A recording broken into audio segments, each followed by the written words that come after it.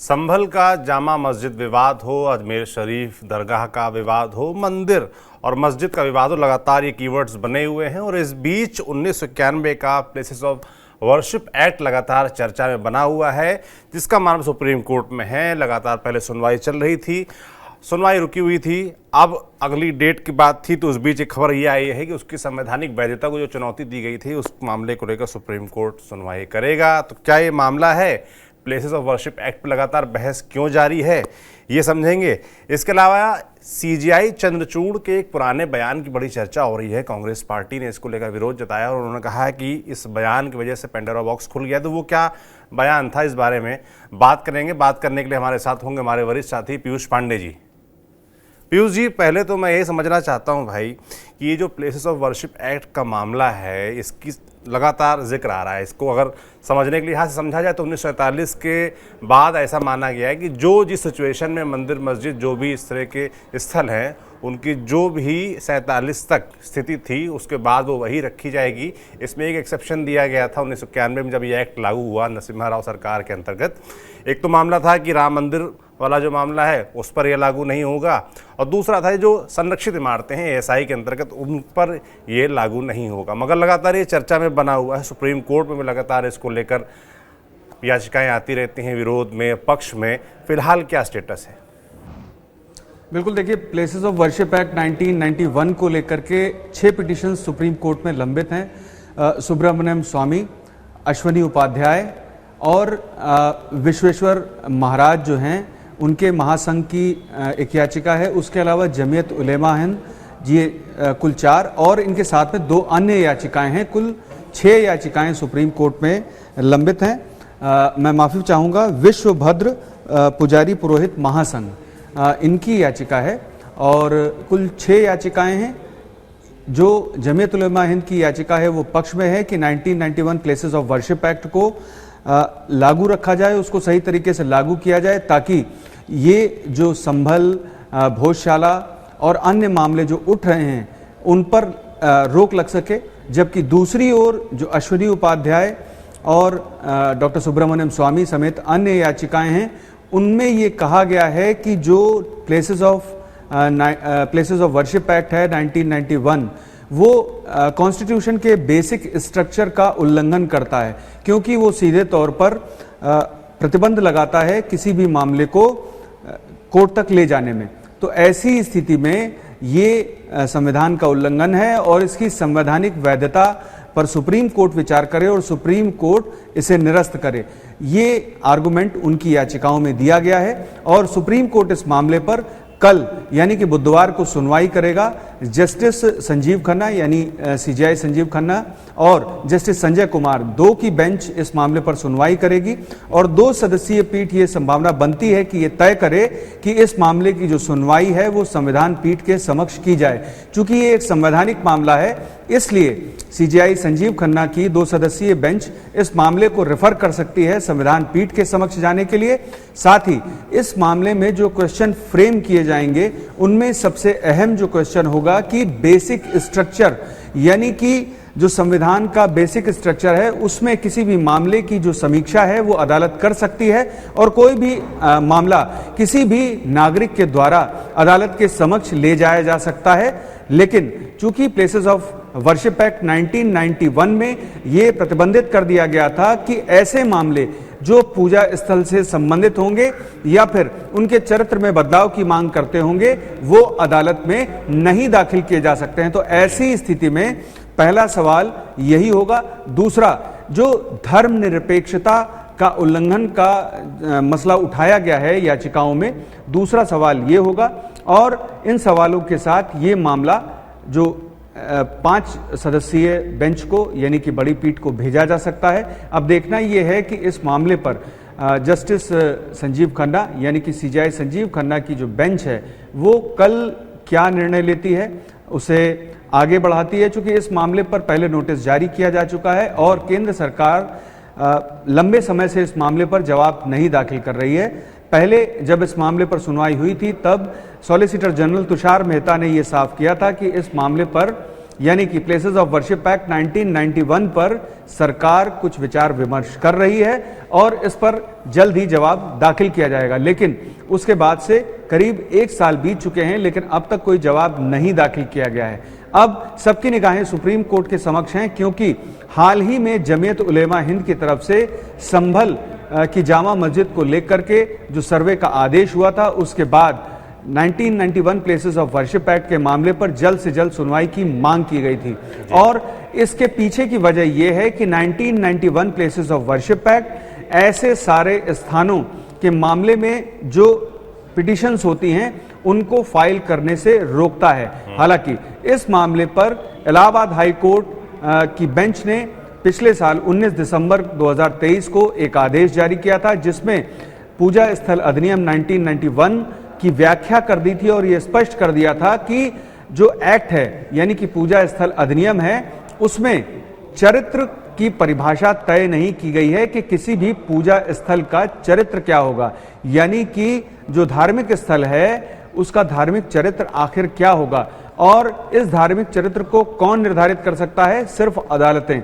और ये कहते हुए, ये व्याख्या करते हुए इलाहाबाद हाईकोर्ट ने जो जजमेंट दिया था, उसके बाद ही संभल का मामला, भोजशाला का मामला और ऐसे तमाम मामले अदालतों के समक्ष पहुंचे, जहां पर या तो नोटिस जारी हो चुका है या फिर सर्वे का भी आदेश जारी किया जा चुका है। अब इस मामले पर जब सुप्रीम कोर्ट कल सुनवाई करेगी तो 1991 प्लेसेस ऑफ वर्शिप एक्ट को लेकर के सरकार को जो जवाब दाखिल करना है उस पर सबसे पहल चर्चा होगी।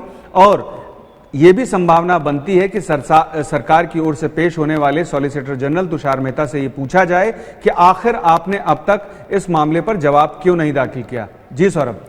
बिल्कुल, सबसे बड़ी फिलहाल अपडेट यही है कि 1991 का जो प्लेसेस ऑफ वर्शिप एक्ट है उसको लेकर सुप्रीम कोर्ट सुनवाई करेगा और सरकार का उसमें क्या जवाब रहता है ये देखने वाली बात होगी। मगर लगातार हम देख रहे हैं इस वर्शिप एक्ट को लेकर बहस चल रही है। जैसे कि पीयूष जी ने बताया भी कि इसके तहत जो नोटिफिकेशन जो एक्ट है उसके तहत कोई भी इस तरह की रिट, मंदिर मस्जिद विवाद या जो चरित्र है धार्मिकता का, पूजा पाठ का, वो नहीं बदला जा सकता है।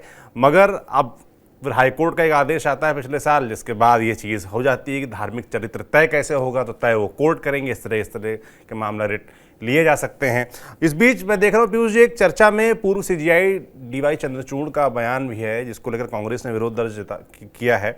वो क्या बयान है और क्या मामला था, किस सुनवाई के दौरान उन्होंने ये बयान दिया था, ये मैं जानना चाहता हूँ। बिल्कुल सौरभ, देखिए सीजीआई डीवाई चंद्रचूड़ ज्ञानवापी मामले पर सुनवाई कर रहे थे जब कोर्ट कमिश्नर के सर्वे का आदेश निचले अदालत ने दे दिया था और उसको चुनौती हाईकोर्ट में दी गई। और हाईकोर्ट के बाद जब सुप्रीम कोर्ट मामला पहुंचा तब प्लेसेस ऑफ वर्शिप एक्ट का हवाला मुस्लिम पक्ष की तरफ से दिया गया था कि प्लेसेस ऑफ वर्शिप एक्ट जो है सीधे तौर पर ऐसी याचिकाएं दाखिल करने पर प्रतिबंध लगाता है। तब सीजीआई डीवाई चंद्रचूड़ का ये बयान सामने आया था कि चरित्र स्पष्ट नहीं है, चूंकि एक्ट में तो ऐसी स्थिति में चरित्र को स्पष्ट करने के लिए सर्वे कराए जा सकते हैं। और ये भी उन्होंने कहा था कि उन्होंने कुछ पूजा स्थलों पर क्रॉस भी देखे हैं और अगर ऐसी स्थितियां होती हैं तो अदालतें समीक्षा कर सकती हैं। लेकिन वो महज एक ऑब्जर्वेशन था, एक बयान था। और उस बयान के बाद ऐसा नहीं था कि तमाम याचिकाएं अदालतों में दाखिल हो गईं, चूंकि सिर्फ बयान के आधार पर या ऑब्जर्वेशन के बेसिस पर किसी भी मामले को नहीं दाखिल किया जा सकता था। और यही वजह थी कि जब 19 दिसंबर 2023 को हाईकोर्ट ने इस मामले पर अपना फैसला दे दिया और उस फैसले में इंटरप्रिटेशन कर दिया 1991 प्लेसेस ऑफ वर्शिप एक्ट का, उसके बाद संभल और भोजशाला उससे पहले और उसके पहले अन्य जो मामले दाखिल हुए वो हाईकोर्ट के जजमेंट के बेसिस पर फाइल हुए। चूंकि जब आप किसी मामले को चुनौती देते हैं तो उसमें आपको ये स्पष्ट करना पड़ता है कि आपका आधार क्या है। और जब तक 1991 प्लेसेस ऑफ वर्शिप एक्ट में कोई भी बदलाव नहीं किया जाता तब तक कोई भी ऐसी याचिका नहीं दाखिल की जा सकती थी। ऐसे में हाईकोर्ट ने उसमें अनुमति प्रदान कर दी कि प्लेसेस ऑफ वर्शिप एक्ट में चूंकि धार्मिक चरित्र स्पष्ट नहीं है तो ऐसी स्थिति में अदालतें ही एक ऐसा फोरम है, प्राधिकार हैं जो धार्मिक चरित्र स्पष्ट कर सकती हैं। तब उसके बाद से लगातार ऐसे मामले सामने आ रहे हैं। सीजेआई डीवाई चंद्रचूड़ का जो ऑब्जर्वेशन था उसके साथ ही उन्होंने एक आदेश भी दिया था। उस आदेश में उन्होंने रोक नहीं लगाई थी जो कोर्ट कमिश्नर का सर्वे था, और उसके पहले जो सुनवाई हुई थी उसमें 3 दिन की रोक जरूर लगाई गई थी। और ऐसी स्थिति में जबकि अब तमाम मामले सामने आ रहे हैं, जस्टिस डीवाई चंद्रचूड़ के उस बयान को लेकर के तमाम जो बयान हैं वो नेताओं की ओर से भी जारी किए गए हैं, लेकिन समस्या ये है कि कानून बयान के आधार पर कोई भी याचिका दाखिल करने की इजाजत नहीं देता है। तो ऐसी स्थिति में सही और वस्तुतः स्थिति यह है कि इलाहाबाद हाईकोर्ट के फैसले के बाद ही इस मामले पर तमाम याचिकाएं जो किसी भी धार्मिक स्थल के चरित्र की असलियत सामने लाने या हकीकत सामने लाने के मद्देनजर दाखिल की गई हैं और सर्वे की मांग की गई, जैसे कि संभल वाले मामले में। हालांकि संभल वाला मामला जो है वो 1991 प्लेसेस ऑफ वर्शिप एक्ट के दायरे में नहीं आता है, चूंकि वो एंशिएंट मॉन्यूमेंट एक्ट है उसके तहत आता है जो 1958 का है, और प्लेसेस ऑफ वर्शिप एक्ट में 1958 के एंशिएंट मॉन्यूमेंट एक्ट को बाहर रखा गया है। उसके तहत आने वाले सभी इमारतों को बाहर रखा गया है जो बेसिकली पुरातत्व विभाग के अधीन होती हैं, और ऐसी इमारतों का जो देखरेख है वो पुरातत्व विभाग करता है। जी सौरभ। बिल्कुल पीयूष जी, मैं चाहूँगा हमारे दर्शकों को आप ये भी समझा दीजिए, ये जो 1991 का प्लेसेस ऑफ वर्शिप एक्ट है और इसको लेकर जो बहस चल रही है, और जो इलाहाबाद हाईकोर्ट का आदेश था जिसके बाद से इस तरह की जो याचिकाएँ हैं वो मंजूर होने लगीं, जो चाहे संभल वाला मसला हालांकि आप अलग बता रहे हैं, बिल्कुल ठीक बात है, मगर अजमेर शरीफ हो, आज मैं देख रहा था बदायूं में भी कोई ऐसा मामला आया है। तो अब जो सुप्रीम कोर्ट में सुनवाई होनी है इस पूरे मसले को लेकर, 1991 का जो वर्शिप एक्ट है उसको लेकर जो व्याख्या तय होगी, वो ऐसे मामलों में ये मामला अब जो सुनवाई होनी वो कितनी महत्वपूर्ण हो जाती है। मुझे लगता है कि इसी सुनवाई में जो व्याख्या तय होगी, सुप्रीम कोर्ट जो फैसला देगा उसी आधार पर यह तय होगा कि कल को इस तरह की याचिकाएं मंजूर होंगी कि नहीं होंगी। बिल्कुल सौरभ, मैं सबसे पहले संभल पर आता हूं कि संभल वाले मामले पर प्लेसेस ऑफ वर्शिप एक्ट के इतर जो 1958 का एंशिएंट मॉन्यूमेंट एक्ट है उसमें क्या है। देखिए, एंशिएंट मॉन्यूमेंट एक्ट में भी कहीं ना कहीं समानता है 1991 प्लेसेस ऑफ वर्शिप एक्ट को लेकर के। उसमें धार्मिक चरित्र जो है वो बदला नहीं जा सकता, जैसा 1991 प्लेसेस ऑफ वर्शिप एक्ट में, वैसे ही एंशिएंट मॉन्यूमेंट एक्ट में भी ये स्पष्ट किया गया है कि चरित्र को नहीं बदला जा सकता धार्मिक स्थल के। वहां पूजा और इबादत की इजाजत दी जा सकती है एएसआई की तरफ से। तो ये दोनों इस नाते जो है कहीं ना कहीं समानता रखते हैं। लेकिन जो 1991 का प्लेसेस ऑफ वर्शिप एक्ट है उसको लाने का परिप्रेक्ष्य सिर्फ इतना था कि राम मंदिर का मामला चल रहा था और बड़े पैमाने पर आंदोलन चल रहा था पूरे देश में। तो ऐसी स्थिति में सरकार ने ये विशेष एक्ट लाया गया सरकार की तरफ से। इसके लाने के पीछे वजह ये थी कि ऐसे ही राम मंदिर जैसे तमाम मामले देश भर में अचानक अदालतों में न दाखिल कर दिए जाएं, और या फिर उनको भी सार्वजनिक जो है चर्चा में आने के बाद ऐसे आंदोलन न खड़े हो जाएं। तो इन स्थितियों के मद्देनजर सरकार 1991 प्लेसेस ऑफ वर्शिप एक्ट लेकर आई थी।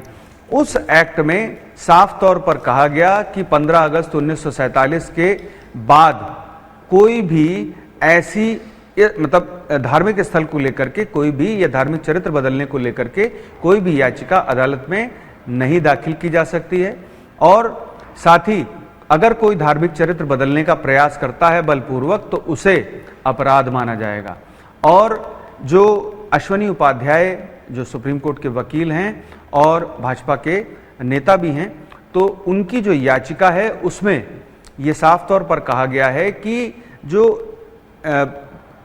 इस तरह का जो प्रोविजन किया गया 1991 प्लेसेस ऑफ वर्शिप एक्ट में कि अगर आप बदलते हैं धार्मिक स्वरूप को तो वो अपराध होगा, ये उचित नहीं है, क्योंकि एक समय में बलपूर्वक ही धार्मिक चरित्र को बदला गया था।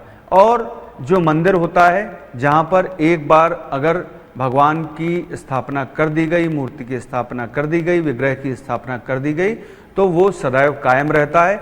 जबकि मस्जिद ऐसे स्थान पर नहीं बनाई जा सकती जो कब्जा की हुई हो या फिर मंदिर तोड़कर बनाई गई हो, क्योंकि मस्जिद को स्थापित करने के लिए वक्फ ज़मीन खरीदता है और उसके बेसिस पर वहाँ पर मस्जिद बनाई जाती है।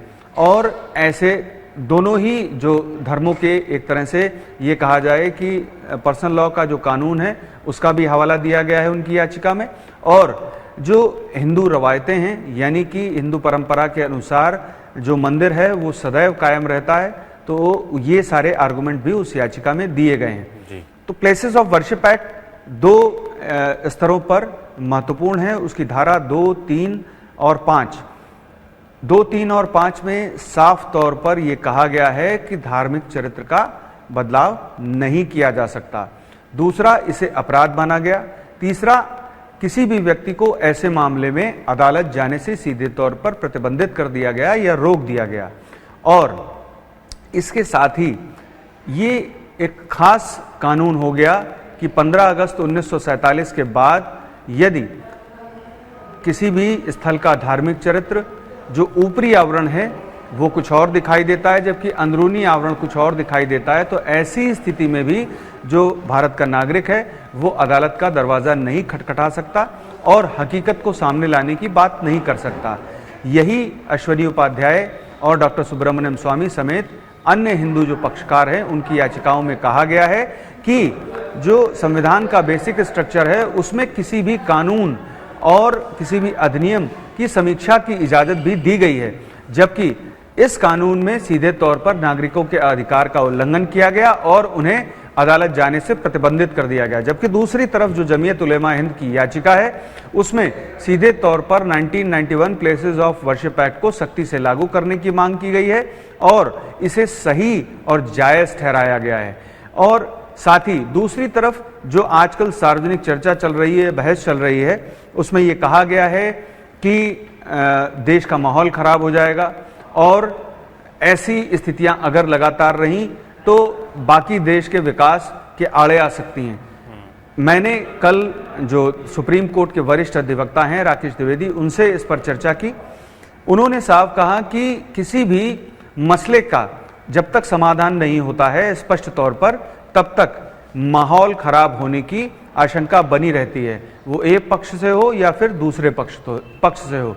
तो ऐसी स्थितियों के मद्देनजर सुप्रीम कोर्ट ही एक ऐसा फोरम है या फिर एक संवैधानिक प्राधिकार है जो इस मसले का हल निकाल सकता है, चूंकि ज्ञानवापी से संबंधित तमाम याचिकाएं उसके पास लंबित हैं और जिसमें 19 दिसंबर 2023 का इलाहाबाद हाई कोर्ट का वो फैसला भी चुनौती में है जो सीधे तौर पर 1991 प्लेसेस ऑफ वर्शिप एक्ट की व्याख्या करता है और उसमें परिवर्तन कर देता है और लोगों को अदालत जाने का रास्ता खोल देता है। दूसरी तरफ 1991 प्लेसेस ऑफ वर्शिप एक्ट की संवैधानिक वैधता को चुनौती दी गई है और एक तरफ उस वैधता को जायज़ तरीके से और अच्छे तरीके से लागू करने और सही ठहराने की बात भी जमीयत उलेमा हिंद की तरफ से कही गई है। तो ये तमाम मामले अब सुप्रीम कोर्ट के समक्ष हैं और देश भर की निगाहें भी सुप्रीम कोर्ट के समक्ष हैं, क्योंकि अगर 1991 प्लेसेस ऑफ वर्शिप एक्ट को सुप्रीम कोर्ट सही करार देता है, संवैधानिक करार देता है, तो ऐसी स्थिति में जो ज्ञानवापी मामले में व्याख्या की गई है इलाहाबाद हाई कोर्ट की तरफ से प्लेसेस ऑफ वर्शिप एक्ट की, वो एक तरह से नल एंड वॉइड हो जाएगी, जबकि प्लेसेस ऑफ वर्शिप एक्ट अपने पुराने स्वरूप में आ जाएगा और उसे कानून को तामील करना होगा। और अगर इसको असंवैधानिक करार दे देता है तो ऐसी स्थिति में जो मामले मौजूदा समय कोर्ट्स में दाखिल किए गए हैं, यानी कि सिविल कोर्ट्स में जो दावे धार्मिक स्वरूप को बदलने या वास्तविक चरित्र यानी कि जो मस्जिद है या मंदिर है उसके वास्तविक चरित्र को दर्शाने के लिए सर्वे कराने की जो मांगे हैं उनको लेकर के दाखिल हुए हैं, तो वो आगे चलते रहेंगे और ऐसी स्थिति में सरकार को इस मामले में कहीं ना कहीं कोई स्पष्ट निर्णय लेना होगा। जी सौरभ।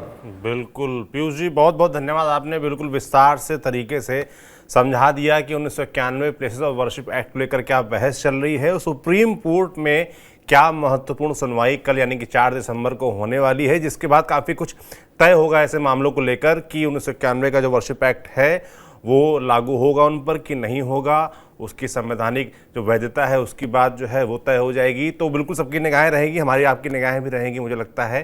तो जो भी अपडेट आता है वो आप तक हम जरूर पहुंचाएंगे। पीयूष जी, आपका बहुत बहुत धन्यवाद। बाकी सुप्रीम कोर्ट में कल इस मामले की सुनवाई होनी है, हमारी नज़र इस पूरे मामले पर लगातार बनी रहेगी। 1991 का प्लेसेस ऑफ वर्शिप एक्ट है वो संवैधानिक रूप से वैध है कि नहीं, सुप्रीम कोर्ट ये तय करेगा। तो जो भी अपडेट आता है आप तक हम ज़रूर पहुंचाएंगे। आप देखते रहिए TV9 डिजिटल। शुक्रिया।